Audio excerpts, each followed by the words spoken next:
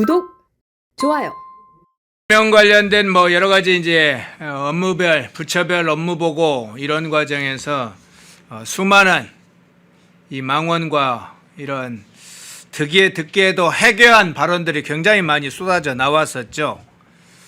그 장면들 일부를 오늘 좀 2부에서 집중적으로 좀 분석을 해볼 겁니다. 그리고 이제 그 이후에 부동산 관련해서 지금 여당 내부에 특히 서울 지역의 의원들이 지금 난리가 났어요.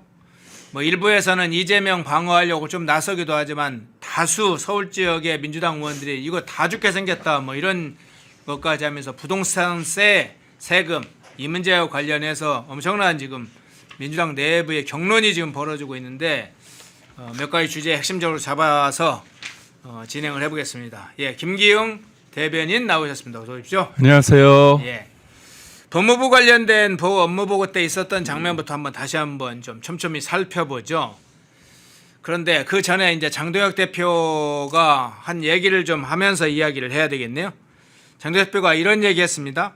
개정된 형사소송법을 안 읽어봤다고 언급한 이 이재명을 향해서 우리나라 대통령이 맞느냐, 우리가 대통령으로 인정해야 되느냐, 이재명의 정신세계가 궁금하다 이렇게 정면으로 직격으로 이야기를 했네요. 어떤 차원에서 해석을 하세요? 이게 보면 이재명이 형사법 통과시키면서 뭐라고 했습니까?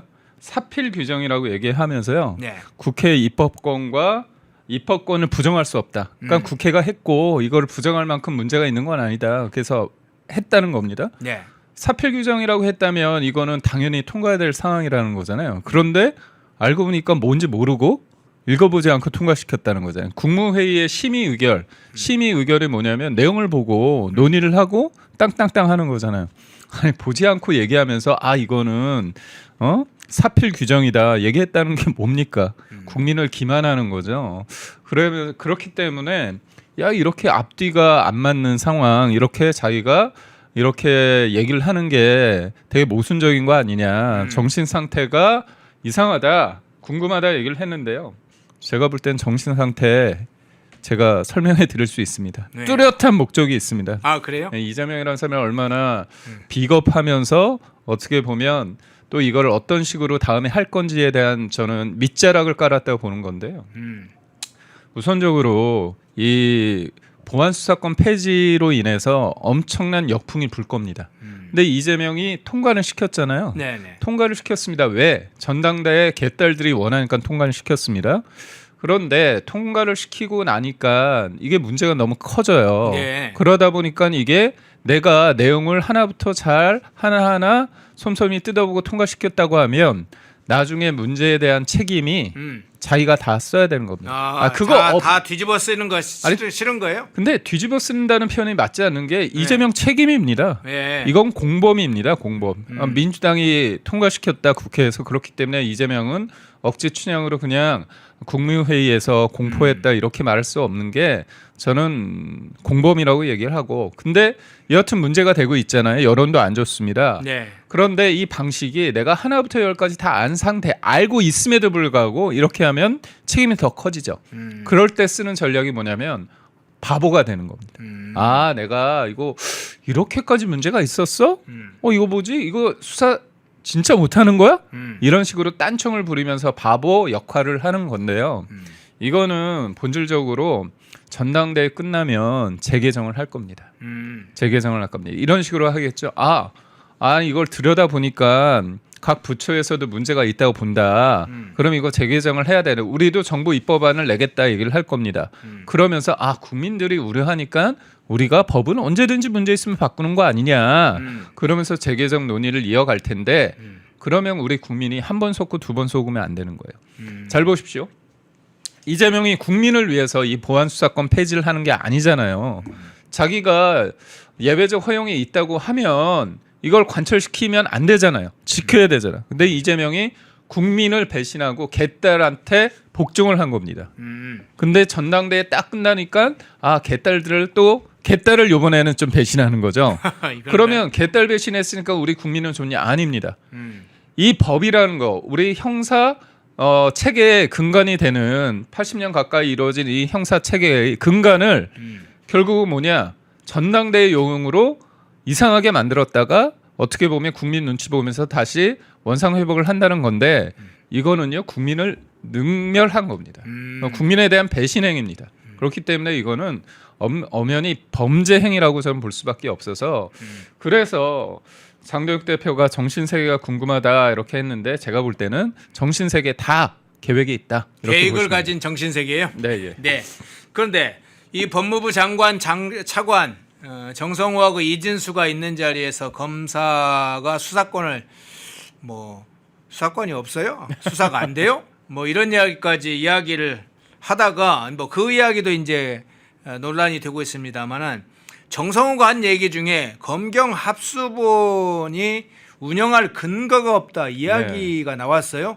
그래서 이 합수본이라든가 그간에 지금 예정되어 있는 여러 가지 수사체계 이런 데 대변화가 생길 거다. 그리고 이게 중수청이나 공수청 중에서도 특히 중수청에 파견되는 게 아니죠 지금은. 네.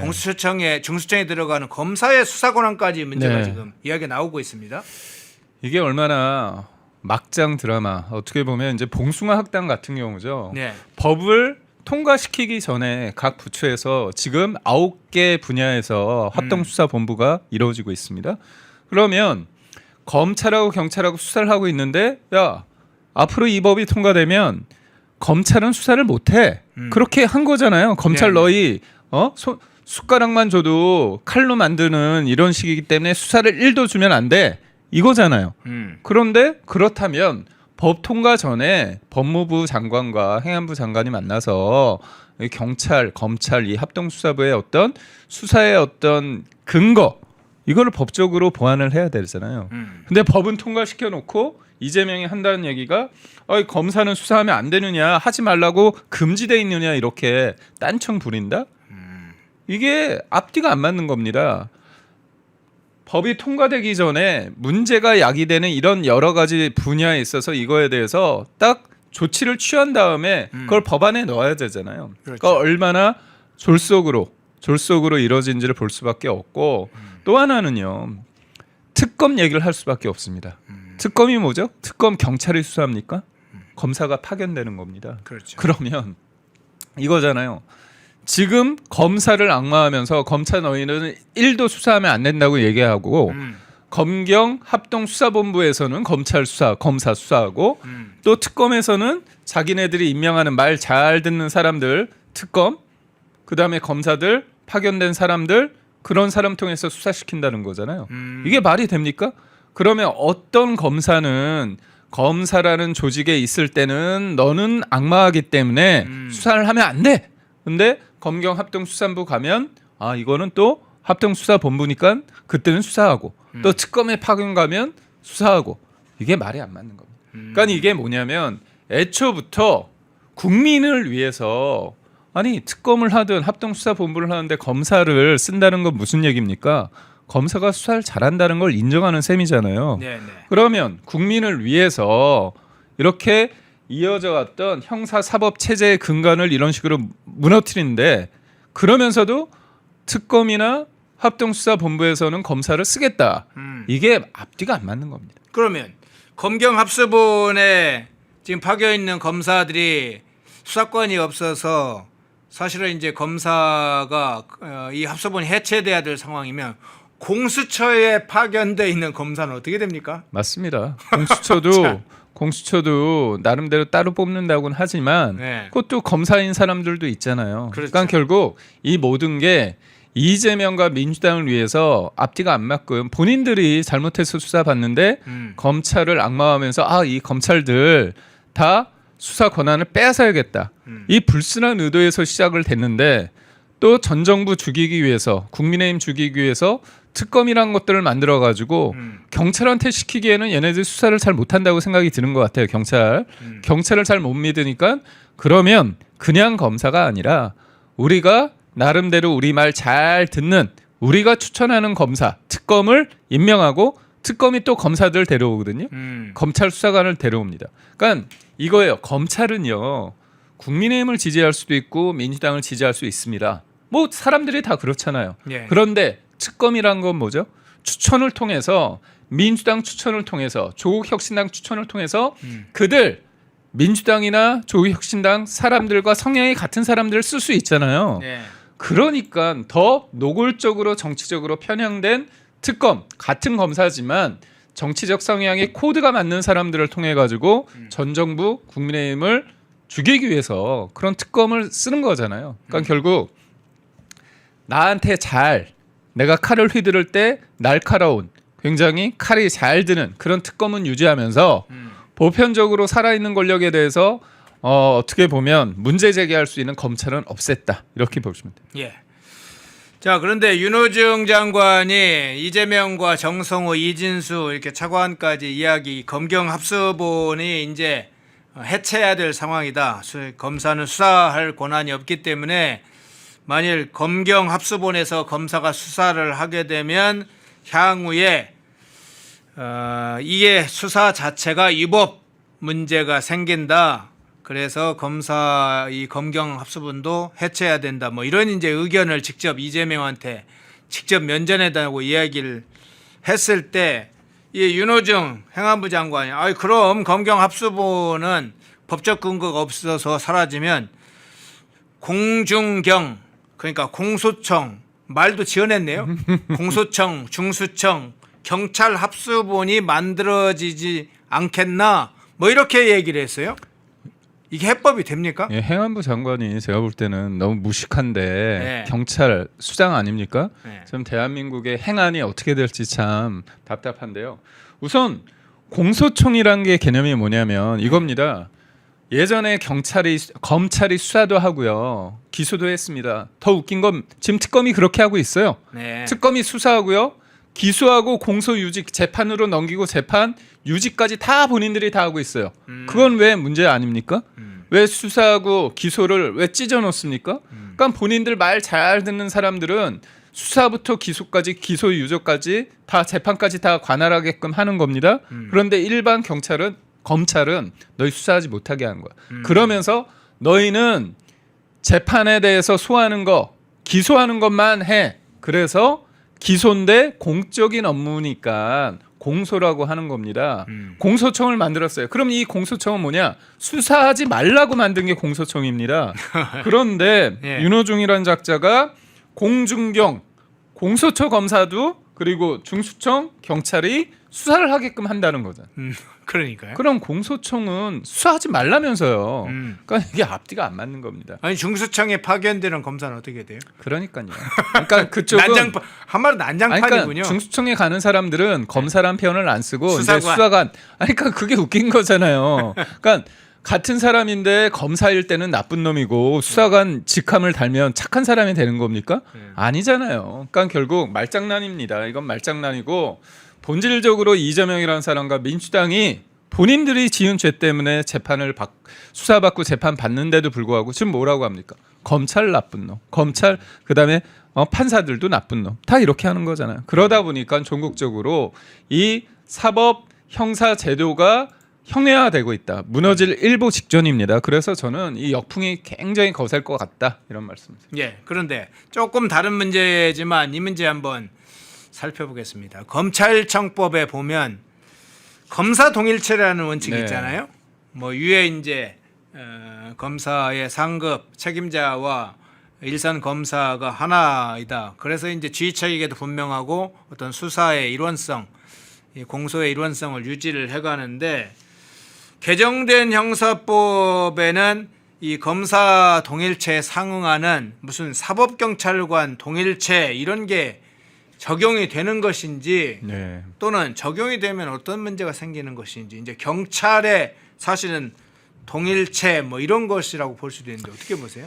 이재명이 왜 검사를 없애려고 할까요? 네. 검사가 잘하는 것도 있고 뭐 아쉬움도 있지만 검사는 이제까지 보면 살아있는 권력이 힘이 빠질 때 좀 치는 경향이 있습니다. 네, 그 사람들도 제가 볼 때 검사의 조직이라는 게 조직 이기주의 본능이 있어요. 그래서 저는 비판받을 대목이 있다고 봅니다. 다만 검찰이 살아있는 권력과 맞설 때 가장 큰 이유가 뭐냐면요. 여기는 속된 표현으로 싸우고 옷 벗고 나가면 변호사를 할 수 있습니다. 또 하나가 뭐냐? 그냥 검사로 남으면 돼요. 예. 계급 정년이 없습니다. 계급 정년이 없는데 경찰은요. 총경이 11년 안에 경무관으로 못 올라가면 옷 벗어야 되고요. 경무관은 6년입니다. 경무관에서 치안감으로 못 올라가면 6년 안에 옷 벗어야 되고 치안감은 4년입니다. 4년 만에 이제 올라가지 못하면 옷을 벗어야 되거든요. 결국은 윗선의 눈치를 볼 수밖에 없는 구조라는 게 문제입니다. 계급 연한이 계급 정년이 있기 때문에.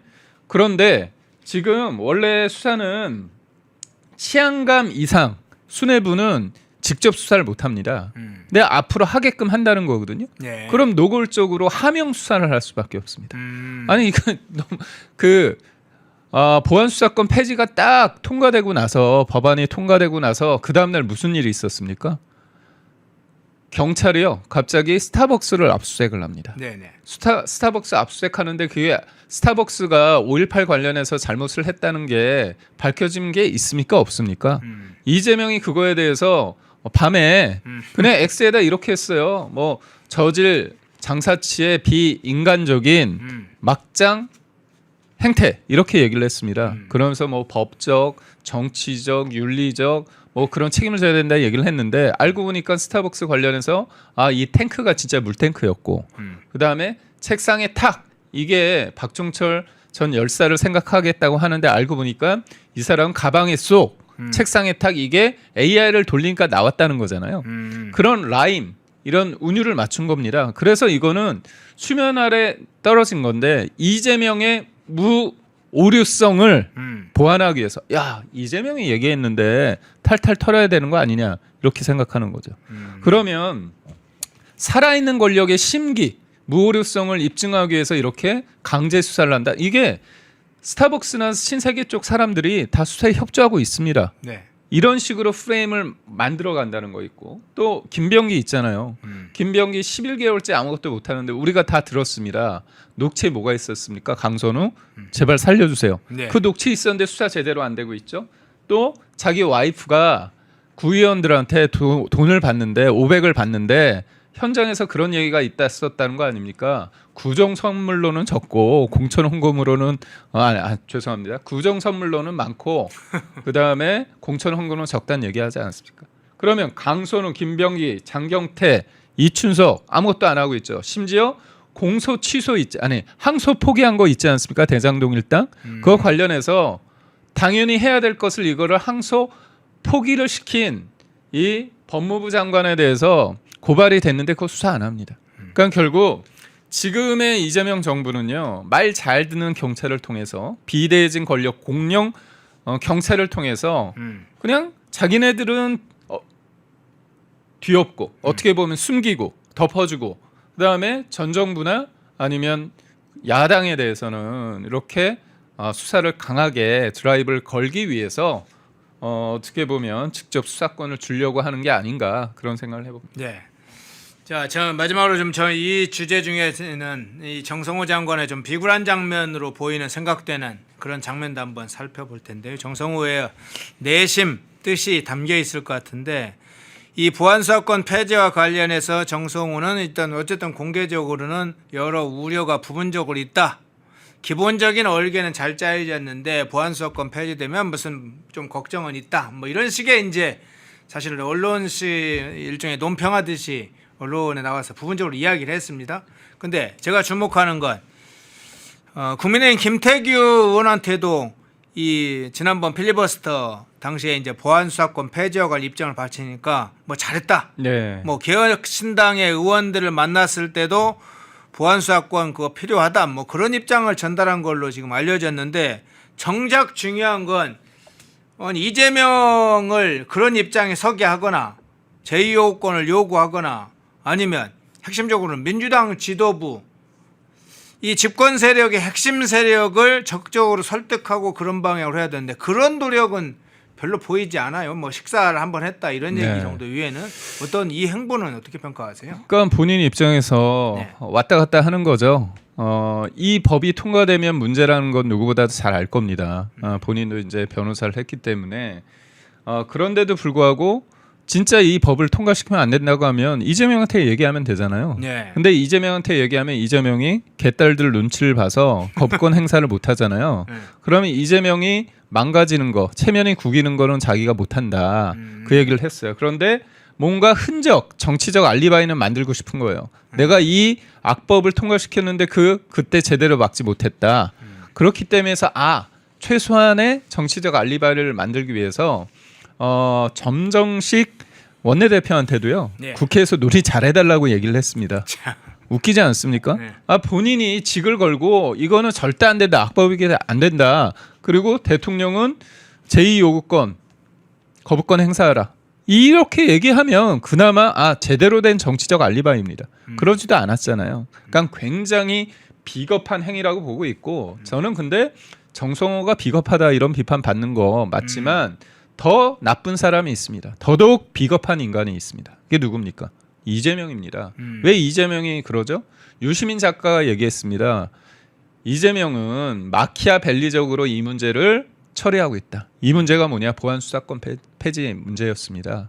그러니까 오리가 이제 수면에 있을 때, 백조가 있을 때 위는 고고한 척 있지만 밑에서는 계속 이제 발놀림이 있잖아요. 그러니까 욕먹을 일 그런 거는 다 진짜 정성을 시키고 이재명은 이거는 뭐 사필 규정이다 얘기했다가 또 다음 날은 나 안 읽어봤다는 둥 막 왔다 갔다 하는 거예요. 네. 그렇지만 속에 피 묻히고 흙 묻히는 건 다 정성을 하는 거죠.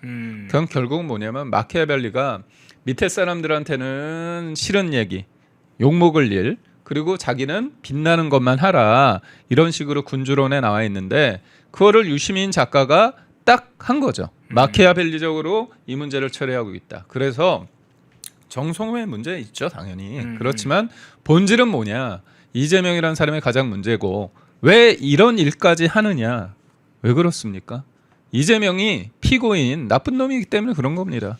본인 살자고 대한민국의 제도 시스템, 형사, 사법 시스템 이런 것들을 다 망가뜨리고 있잖아요. 네네. 그러니까 결국 본인이 정상적인 사람이었다면 왜 검찰을 없앱니까?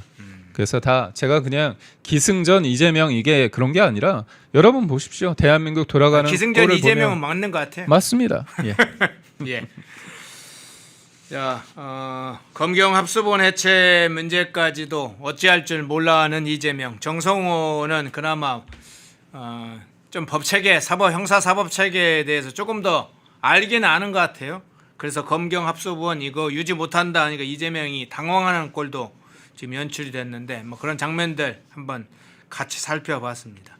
자, 부동산 세 문제 한번 다뤄보겠습니다. 세제 개편안이 나오면서 지금 민주당을 강타하기 시작했어요. 이게 이제 시간이 갈수록 눈덩이처럼 불어날 것인데, 자, 서울 지역구 의원들 그 소속 중에 민주당 서울 지역구 의원들이 어제 모였다고 하죠. 이 부동산세 관련한 정부의 세제 개편안을 둘러싸고 논의를 했다고 하죠. 일부는 찬성하는 사람이 있을 겁니다. 뭐 진성준 의원 같은 사람은 워낙 이 부동산 관련된 거에 강성이기 때문에 뭐 더 줘야 된다 이런 입장을 냈을 것으로 보이는데 이런 주장들이 나오고 있어요. 정부의 부동산 세제 개편은 비거주 1주택자에게 이중 부담이다. 주거권 자유를 침해한다. 이게 서울 지역의 민주당 의원들이 한 얘기입니다. 어떻게 평가를 하세요? 이 문제 언급 전에 네. 제가 여러분한테 꼭 이 말씀을 드리고 싶습니다. 네네. 이재명이 작년에 선거 때 뭐라고 했습니까? 세금으로 집값 안 잡는다고 했죠. 그랬죠.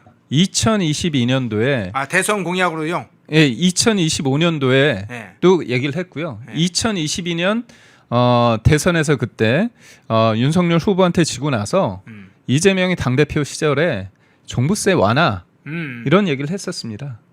결국 뭐냐? 얘네들은 선거 이기기 위해서 거짓말을 너무 잘하는 거예요. 그러면 지금 민주당이 화들짝 놀라서 이거 다 죽어. 그래가지고 이거 뭔가 보완해야 된다. 이거요. 그래서 보완해서 하면 여러분 찍어주실 겁니까? 한 번 속으면 속인 놈이 나쁜 놈이에요. 두 번 속여도 속인 놈이 나쁜 놈이지만 세 번 속으면 속은 사람이 바보입니다. 이 사람들이요. 진짜 국민을 위한 게 아닙니다. 자기네들 빼치터 달기 위해서 이재명과 조금 거리를 두는 척하는 겁니다. 본질이라는 게 중요한 거고요. 저는 이 사람들이요, 이제 1주택마저도 이재명이 뭐라고 했습니까? 갑자기 딱 찢어놓는 거야. 거주한 사람은 착한 사람, 거주하지 않은 사람은 나쁜 사람.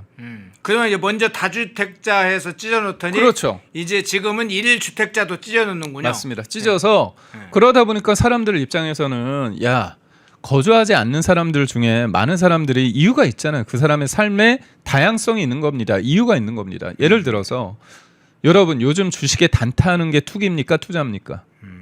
개개인의 선택이지만 투기적 요소가 더 있는 거예요. 그런데 어떤 사람이 열심히 노력을 해서 집 한 채 마련했습니다. 어르신인데 내가 나름대로 이제 노후 생활을 위해서 은퇴 자금이 필요해서 전세를 놓고 월세를 놓고 다른 지역에 갑니다. 그 사람은 투기꾼입니까?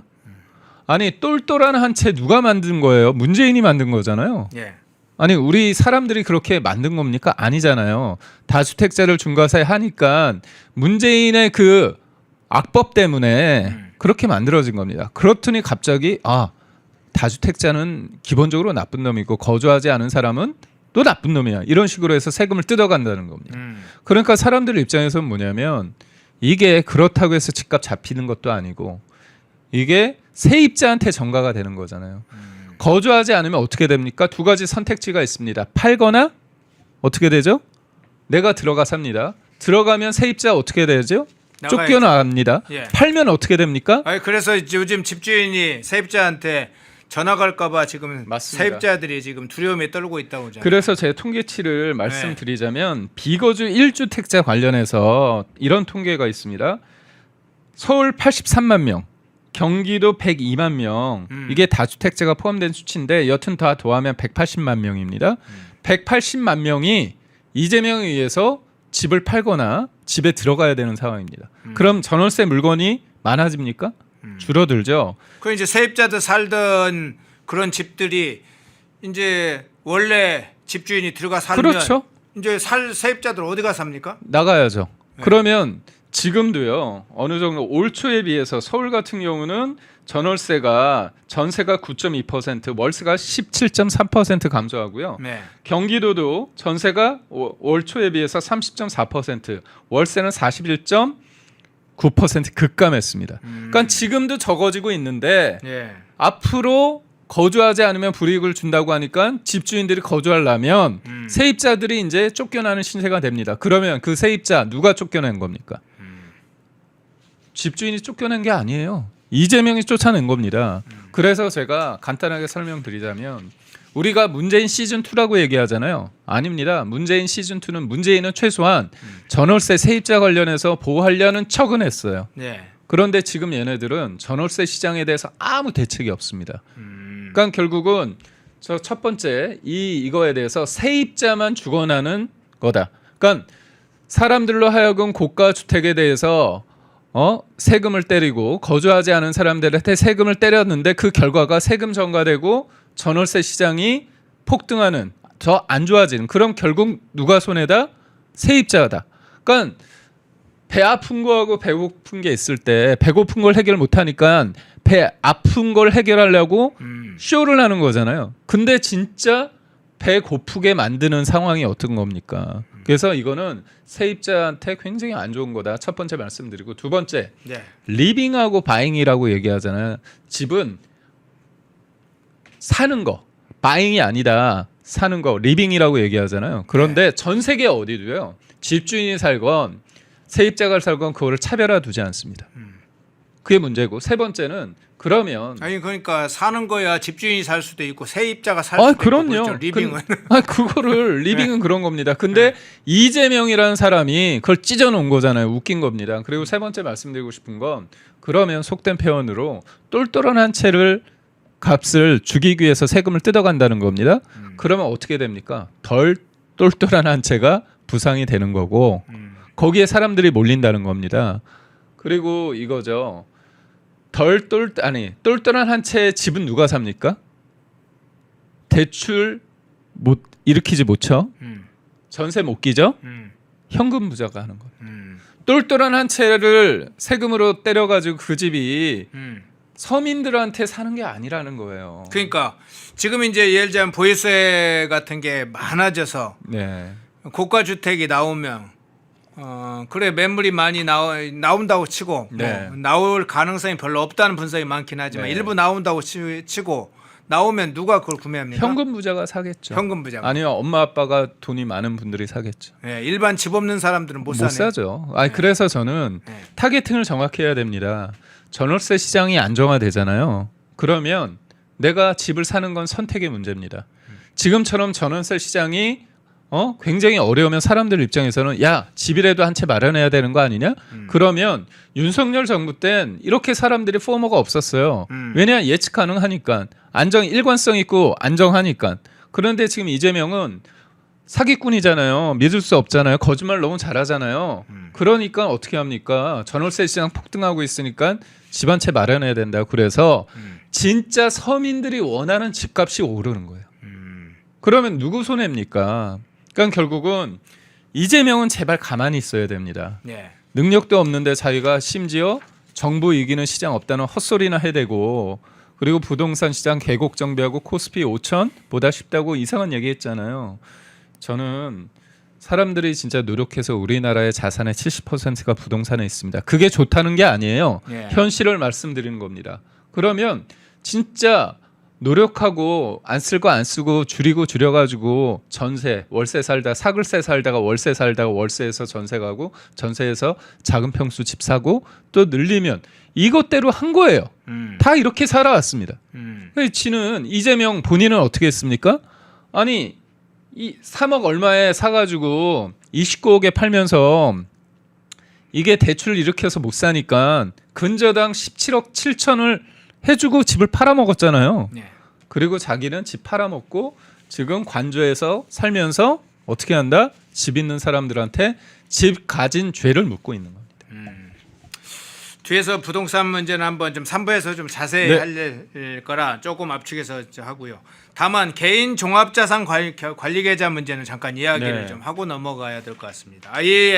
ISA라고 불리는 개인 종합자산 관리 계좌. 이것도 논란이 커지고 있네요. 이게 이제 개정안을 지금 내놓으면서 투자자들이 반발하고 있다고 하는데 뭐 기존에는 이제 혜택이 좀 있었는데 이게 투자자들한테 뭔가 혜택이 사라지는 건가요? 이 왜 논란이 됩니까? 그러니까 정책의 일관성, 예. 예측 가능성이 전혀 없는 겁니다.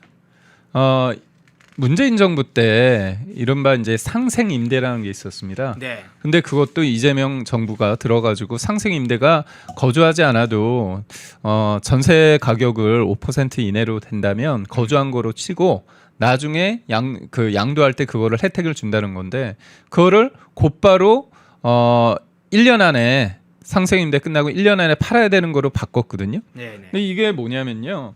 ISA라고 해서 개인 종합 자산 관리 계좌인데 이거를 이재명이 지금 코스피가 무너지고 있으니까 원래는 선택에 제한이 없었습니다. 외국 투자 그러니까 해외 주식을 하든 국내 주식을 하든 예. 상관이 없었는데 네. 그러면서 이게 기한도 연장을 할 수 있게 한 겁니다. 연장을 할 수 있는데 연장을 제대로 못하게 하는 거죠. 개정안을 보면 계약 기간을 5년으로 제한을 합니다. 5년으로 제한하고 이것도 또 하나는 외국 주식 투자를 못하게 하는 거죠. 그러니까 이거죠. 처음에는 국내든 외국이든 다 투자할 수 있게끔 하고 계약 기간도 계속 늘릴 수 있게 했는데 이걸 딱 제한을 건 겁니다. 그러니까 결국 이걸 가지고 해가지고 사람들이 계획을 해가지고 투자했던 사람들이 있잖아요. 네네. 근데 이 부분 사람들이 이쪽으로 가라고 해가지고 열심히 달려왔는데 이게 문제라고 보는 겁니다. 제한을 두거나. 그러니까 결국은 이재명은 본인의 지지율이 코스피 지수하고 연동이 된다고 계속 생각하는 게 있고 무엇보다도 코스피가 올랐지만 고점 대비 지금 30-40% 떨어졌잖아요. 근데 문제는 고점에 우리가 물려 있다는 거고요. 외국인들이 다 투자를 했을 때 200조 가까이 팔아먹을 때 그걸 우리가 다 떠받친 거 아닙니까? 그러니까 결국 이 문제에 대해서 국내 주식 비중을 더 늘리기 위해서 이런 인위적으로 쓴 거죠. 자, 부동산 문제는 뒤에 가서 좀 다시 우리 원영섭 변호사께서 또 이 분야를 잘 아시는 전문가니까 한번 좀 집중 이야기를 하고요. 자, 민주당 경선 과정에서 생기는 괴이한 행각들이 여러 장면이 있습니다만은 이런 장면도 한번 좀 봐야 되겠네요. 리시아님, 제이님, 윤미진님 후원 고맙습니다. 배신자 설전 뭐 이런 이름이 붙였는데 워낙 배신 논쟁이 심하니까 배신자 설전 뭐 이렇게 이제 이름이 붙이기도 했어요. 그런데 이 피 튀기는 상황이 어디까지 갔냐? AI 가짜 뉴스, 합성 사진 뭐 이런 것도 판치고 있다 이런 소식이 들리네요. 어떻게 상황 보고 계세요? 뭐 갈 때까지 갔죠. 배신자, 나쁜 놈 이런 표현까지 쓸 수 있는데, 네. 근데 이거는 전국적으로 당 대표 선거에 이재명이 개입을 했기 때문입니다. 그러니까 본인이 대통령 한번 해먹었는데 지금 연임을 통해서 본인이 또 하거나 그게 반발이 심하면 자기 사람을 심겠다는 거잖아요. 그 부분에 대해서 이제 친문 입장에서는 더 이상 그것까지는 못 봐주겠다. 그래서 이걸 해야 되는데 이미 2024년 총선을 통해서 비명 행사 이재명이 또 공개적으로 했던 표현이 있잖아요. 네. 권력은 잔인하게 행사해야 된다. 그래서 이거는 단순히 당대표 뽑는 선거가 아닙니다.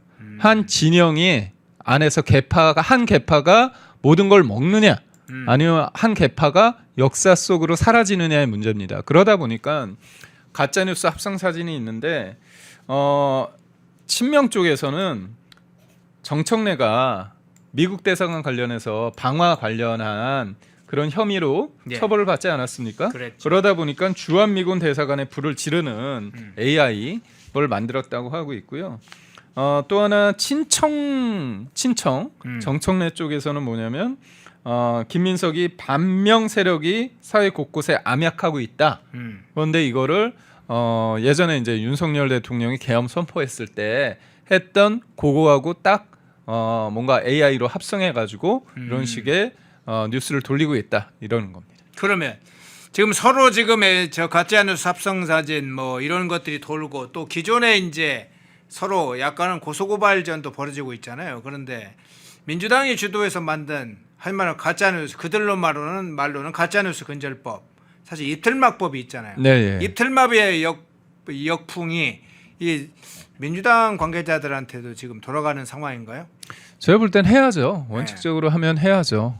본인들이 의도를 가지고 했다면, 그러니까 모든 것들이 본인들이 힘이 있을 때 만든 법이라는 게 부메랑이 돼서 본인들의 네. 어떤 발목을 잡을 수밖에 없는데, 이거는 명백하게 이거는 가짜잖아요. 네. 이런 거 했을 때 쓰라는 겁니다. 근데 이 쌍피라는 말이 있지 않습니까? 쌍피? 제가 볼 때는 김민석 쪽이나 정청래 쪽이나 다 이런 식으로 AI를 동원한 이제 가짜 뉴스를 했기 때문에 양쪽이 다 처벌을 받으면 된다. 이게 정의 구현이 한 사례가 아닐까. 정의 구현 사회예요? 맞습니다. 그런 차원이라도 혼이 좀 나야 된다. 자, 후보들 각각의 전략 부분을 좀 마지막으로 한번 좀 다뤄보겠습니다. 김민석 이 후보가 이번 주말에 제주, 인천, 강원, 대구, 경북 지역에서 최소 무승부를 할 경우에 자기가 최종 승리할 것이다 이렇게 주장을 했어요. 지금은 우선은 충청권하고 부울경이 먼저 경선을 진행을 했죠. 그런데 주말에 이제 앞서 이야기했던 지역을 제주, 인천, 강원, 대구, 경북 이렇게 진행을 하는데 여기서 똔똔이만 하면 정청래하고 그냥 비슷하게 나오면 내가 승리한다 이렇게 주장을 했는데 일종의 이게 이제 전략적으로 심리전인지 뭐 우리는 가끔 이제 밴드웨건 효과 뭐 이런 거 이야기하는데 이런 효과를 노린 것인지 아니면 자신감의 표현인지 어떤 차원에서 해석합니까? 저 지난주에 좀 효과를 봤습니다. 봤어요? 뭐냐면 네. 충청하고 부울경에서 자기가 7% 격차 내면 7% 주장. 예. 7% 내가 지더라도 선전한 거다 얘기를 했는데 충청에서는 아주 근소한 차로 이겼죠. 네네. 그럼 7% 마이너스 7로 이거 앵커링 효과라고 해서 사람들로 하여금 요 정도 저도 괜찮은데 비슷하게 나왔고 약간 우위니까 크게 이긴 것처럼 그런 게 있습니다. 그래서 이번에도 부자 몸조심 전략으로 여기에 인천이 있거든요. 네네. 인천은 박찬대입니다. 인천에서 제가 볼 때 상대적으로 정청래보다는 박찬대 쪽이 된다면 인천이 인구수가 있기 때문에 요번 주가 저기거든요. 경북 TK 쪽이거든요. 네네. 그러면 그쪽에서 봤을 때 김민석이 더 잘 나올 수도 있습니다. 그런데도 불구하고 자기가 비길 경우 내가 승리할 것 이런 식으로 이제 좀 분위기를 몰아가는 건데 저는 변수가 두 가지가 생겼습니다. 원래 배지들이요. 이재명 쪽을 많이 지원을 했습니다. 그랬죠. 그렇죠. 그런데 지금 이재명 얼굴로 총선을 치를 수 있을까요? 없습니다. 그런 걱정이 많이 늘었겠죠. 그렇죠. 네. 김민석을 당대표로 뽑으면 어떻게 됩니까? 이재명과 차별화 전략을 못합니다. 부동산 제대로 못할 거죠. 네. 그리고 공소 취소, 연임 다 발목 잡을 겁니다. 그러면 의외로 배지들 입장에서는 예전에는 이재명한테 잘 보이고 김민석한테 잘 보이는 게 맞아요. 근데 서울에 있는 수도권에 있는 배지들 입장에서는 야 이렇게 가면 다 죽는다. 그런 생각을 할 수 있습니다. 근데 권리당원들은 그런 생각을 안 해요. 개딸들은. 그래서 제가 볼 때 배지들이 의외로 김민석에 대해서 약간 불안할 수 있다. 근데 개딸들은 김민석을 좋아할 수 있다. 그런 측면에서 김민석한테 호재입니다. 또 하나 호재가 있습니다. 역설적으로 이재명 지지율이 지금 떨어지고 있어요. 예. 그러면 정청래한테 득이 될 것 같잖아요. 저도 처음엔 그렇게 생각했습니다. 이재명 지지율이 떨어지면 정청래한테 득이 되겠구나. 근데 좀 돌아가는 판을 보니까 결집을 하는 것 같습니다. 이재명이 지금 죽을 것 같아. 근데 정청래까지 되면 진짜 죽어. 그래서 정청래를 지지하는 사람들 그래도 그러면 이재명은 일단 지금 너무나 지지율이 떨어지니까 결집을 할 수 있다. 그래서 저는 결과와 상관없습니다. 저는 김민석이 되든 정청래가 되든 이재명의 레임덕은 본격화된다고 보고 있고요. 네. 김민석이 되면 제가 볼 때 이 죽음으로 지옥으로 가는 길에 속도가 더 빨라질 거고 만약에 정청래가 되면 레임덕이 더 심해질 거다. 그래서 별반 차이는 없는데 저는 관전 포인트는 뭐냐. 이재명의 지지율이 많이 떨어지는 게 역으로 김민석한테 결집이 되는 그런 불안감 것도 때문에. 예. 그래서 저는 끝까지 봐야 되고 문제는 결과가 누구냐가 중요한 게 아니라 이미 정치적 그러니까 심리적 분단 상태고 이재명의 레임덕은 시작되었다. 이렇게 보시면. 그럼 마지막으로 이제 정청래가 주장한 시각을 보고 한번 좀 추가 설명을 하면 좋을 것 같은데 정청래가 어제 이제 김민석 후보와 관련해서 이제 또 한번 재차 이야기한 게 있습니다. 신천지 전당대회 의혹, 이 신천지 관련해서 전당대회 개입 의혹과 관련해서 그거 못 되면 허위 신고한다. 그 발언은 방화범 못지않다. 방화범 자기인데 그러게요. 저걸 끌어다 쓰네요. 제가 볼 땐 무의식 중에 그런 게 나오는 것 같아요. 그래요? 네. 방화범 정확하게 하면 방화범 못지않은 나쁜 사람 뭐 이렇게 이야기했는데 배신자 프레임을 이제 쭉 써왔어요. 여기에다가 지금 나쁜 사람 전략을 쓰는 건가요? 어떻게 보세요? 뭐 맞죠. 배신자도 맞고 나쁜 놈도 맞습니다. 근데 이제 저는 신천지라는 부분도 저는 김민석이 먼 처음에 썼잖아요. 네. 악의적이죠. 첫 번째, 본인이 총리 시절에 그걸 알고 있으면서도 제대로 수사를 안 했다는 거. 제가 볼 때 그거는 김민석한테 부메랑이 될 거고 합수본이 어떻게 됐죠? 뭔가 있는 것처럼 냄새를 풍겼습니다. 그러면 전당대회 공권력이 개입을 했다는 거죠. 네네. 그거 누가 시켰겠습니까? 당연히 이재명이 시켰겠죠. 그러니까 결국 이 모든 것들이 관건 선거라는 것들을 이렇게 보여줄 수밖에 없고 이 신천지 문제 관련해서 얼마나 국민의힘을 그 프레임으로 가둬두려고 했습니까? 아니 신천지가 21년부터 이런 문제 개입을 했다고 하는데 21년도에 누가 정권을 잡았습니까? 문재인 정부 때입니다.